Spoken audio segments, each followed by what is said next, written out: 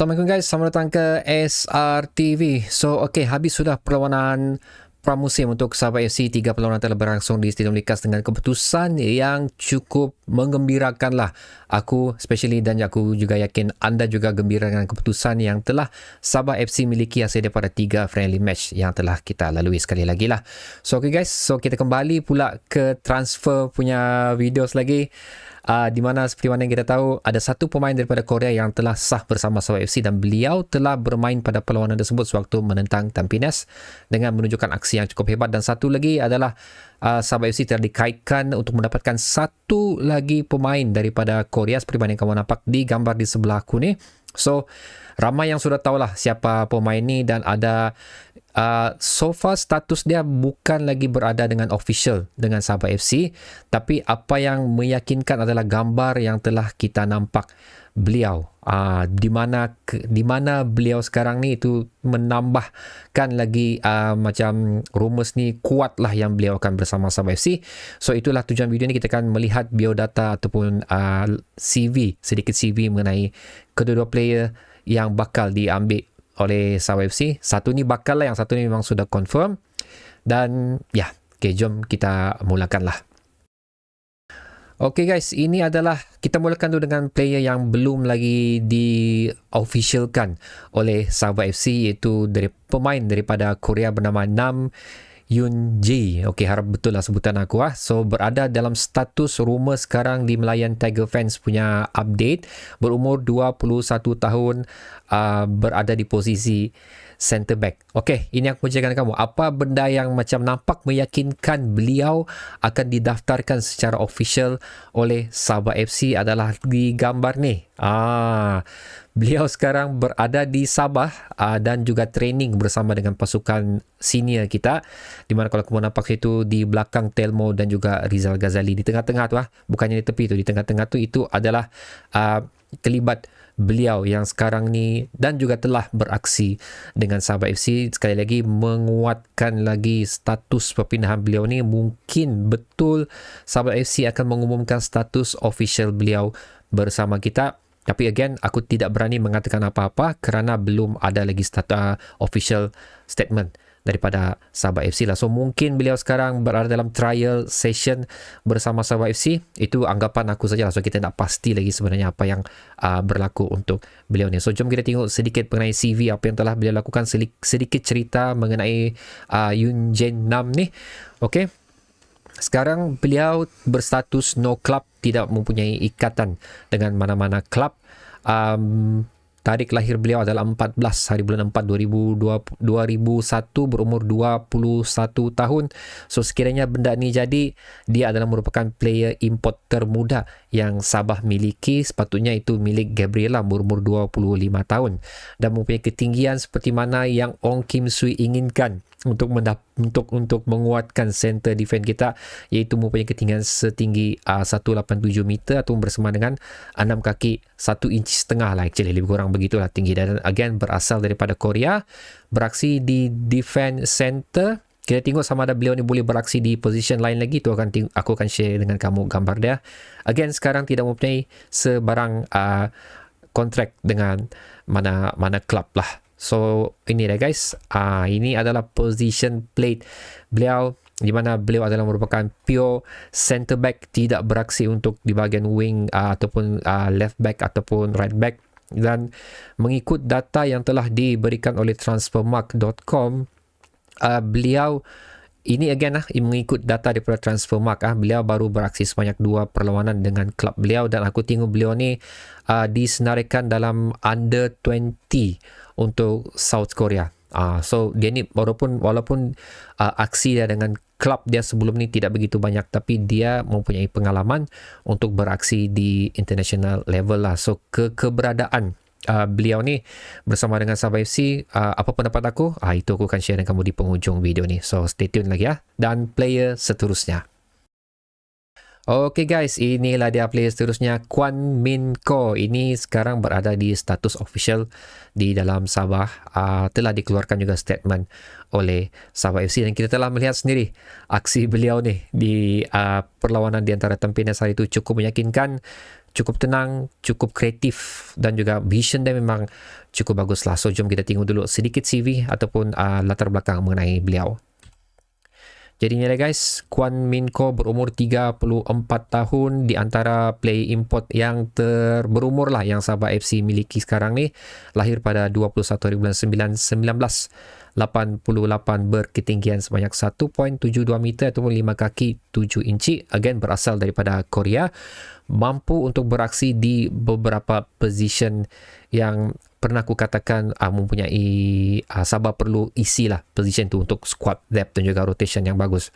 Kaki dominan dia adalah sebelah kanan tapi boleh juga beraksi di sebelah kiri dan menggunakan kaki beliau. Dan sekarang ni berada dengan Sabah FC untuk kontrak berapa lama itu tidak pastilah, tidak dinyatakan di dalam mana-mana data yang aku cari. So dia telah beraksi sebanyak 159 perlawanan untuk klub terdahulu beliau. Daripada 159 perlawanan telah menjaringkan sebanyak 5 gol dan juga 9 assist dan tidak mempunyai sebarang data lah untuk minute play ataupun gol partisipan beliau.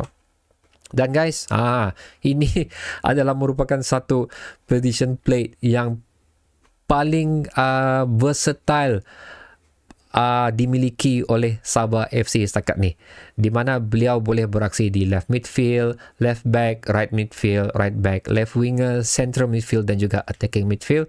Tapi beliau lebih banyak beraksi di bahagian left midfield lah. Kalau kita tengok di situ sebanyak 74 perlawanan sewaktu beliau beraksi di left midfield, menjadikan 2 gol dan juga 5 assist. Left back sewaktu beraksi selaku left back 44 perlawanan, 3 assist.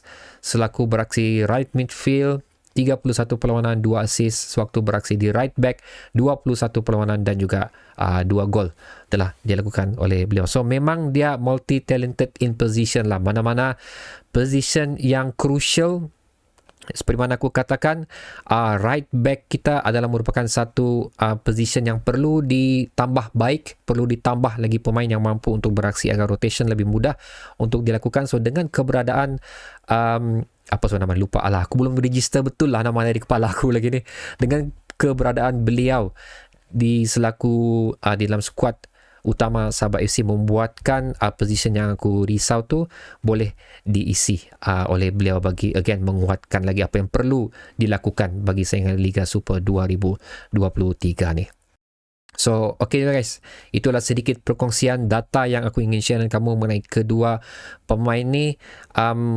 Yang kita mau tunggu sekarang ni adalah pemain yang daripada under 20 South Korea nya. Again minta maaf aku belum register lagi nama dari kepala aku, tapi yang berbaju kuning dalam gambar ni lah yang kita mau tunggu status dia sekarang. So apa pendapat aku untuk kedua player ni, seperti mana yang kalau kamu follow video aku sebelum ni, again aku katakan sekali lagi, sorry aku ulang-ulang benda ni ya.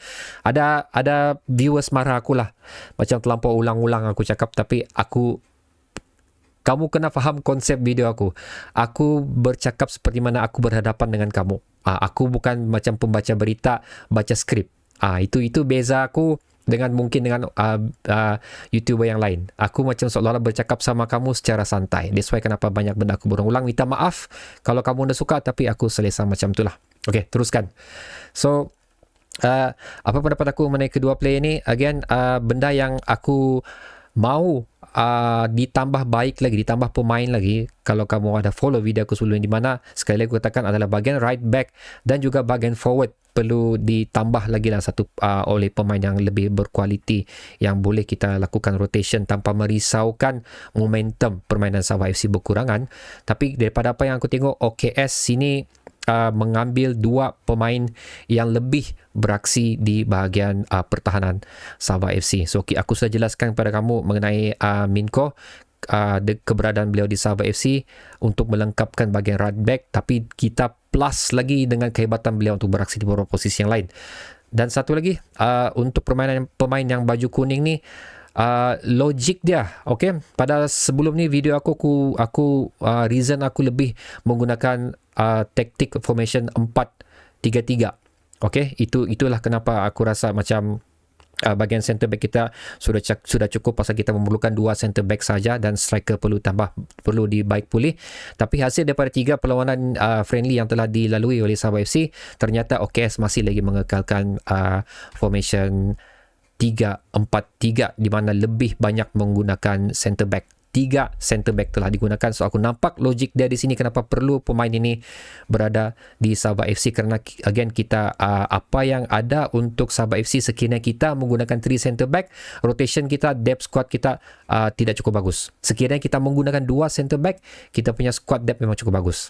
So itu yang aku tengok lah. So since OKS menggunakan 3 center back, so ada logik dia kenapa perlu lagi ditambah satu pemain lah. Tak kisahlah sebenarnya pemain import kah, pemain lokal kah, tapi memang perlu ditambah lagi satu pemain untuk bahagian center back. Again, reason yang sama juga adalah kerana rotation dan juga squad depth dan seterusnya, mengekalkan momentum untuk pasukan Sabah FC. Dikenakan lagi dengan umur dia cukup muda ni, so lama kita boleh simpan sekiranya beliau ingin terus bersama kita, dan ditambah lagi juga satu lagi dengan dia punya pengalaman beraksi di international level. Tapi walaupun tidak senior squad, under 21 pengalaman pun cukup berguna untuk kita lah bagi Sabah FC. So itulah dia guys perkongsian aku mengenai duo ataupun duo Korea yang bakal beraksi. Satu memang sudah sah beraksi lah, tapi satu orang yang bakal disenaraikan bersama Sabah FC. So apa pendapat kamu guys? Aku lebih menumpukan pandangan kamu mengenai player yang berbaju kuning ni. Itu. Tapi kalau kamu mau komen mengenai si Minko ni pun okey, aku tidak masalah juga. Sila tekannya di ruang komentar di bawah. So sehingga kita berjumpa lagi di video seterusnya. Assalamualaikum.